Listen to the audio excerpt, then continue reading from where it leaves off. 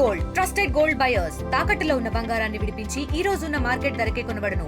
మరిన్ని వివరాలకు సంప్రదించండి 77107720.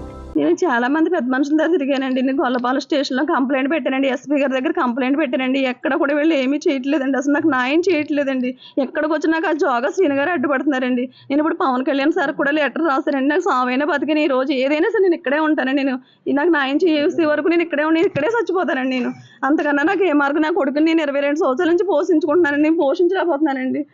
నా తండ్రి బెంగ పెట్టుకుని మంచం పట్టి చనిపోయారండి. ఇప్పుడు మా తల్లి గారని ఆవిడ కూడా మంచం పట్టేశారండి. నాకు ఎవ్వరూ దిక్కులేరండి.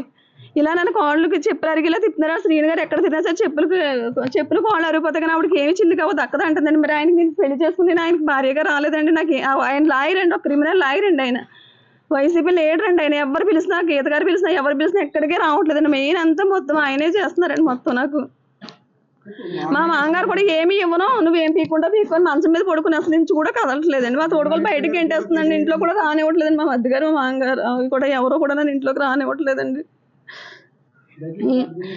దయచేసి రాజకీయ నాయకులు కూడా నాకు ఎవరు న్యాయం చేయదు. ఇప్పటికైనా నాకు న్యాయం చేస్తారని పవన్ కళ్యాణ్ సార్ కానీ, లోకేష్ గారు కానీ అందరికీ నేను నమస్కరించుకుని చెప్పుకుంటున్నానండి. నా కోడు.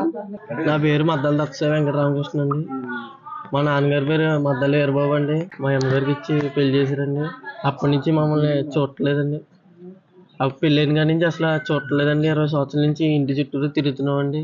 మమ్మల్ని అసలు లోపలికి కూడా రానివ్వట్లేదండి.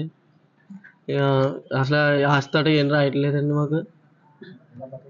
వీళ్ళకి చాలా బతకడం మేము చాలా కష్టాలండి, చాలా అప్పులు చేస్తామండి. చదువుకోవడానికి కూడా స్తోమత లేదండి. ఓ రోజు పనిలోకి వెళ్తానండి, ఓ రోజు ఇంట్లో పోషిస్తానండి.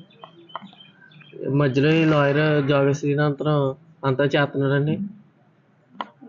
అసలు వైసీపీ లీడర్ మమ్మల్ని మీకు చెల్లి గవ్వ కూడా రాదు, ఏం చేసుకుంటారో చేసుకోండి అన్నారండి. ఏం పిక్కుంటారన్నారండి. ఇంట్లో కూడా ఇప్పుడు బయట లోపలికి కూడా రానివ్వలేదండి. బయట కూర్చున్నామండి, బయట కూడా కూర్చోద్దు అంటున్నారండి. నేను పవన్ కళ్యాణ్, డిప్యూటీ సీఎం పవన్ కళ్యాణ్ గారికి మరియు లోకేష్ గారికి, నారా చంద్రబాబు నాయుడుకి, హోమ్ మినిస్టర్ అనంత గారికి రిక్వెస్ట్ చేస్తున్నానండి. మరిన్ని వీడియోస్ కోసం ఛానల్ ని సబ్స్క్రైబ్ చేయండి, లేటెస్ట్ అప్డేట్స్ కోసం వాట్సాప్ ఛానల్ ని ఫాలో చేయండి, అండ్ లింక్ డిస్క్రిప్షన్ లో ఉంది.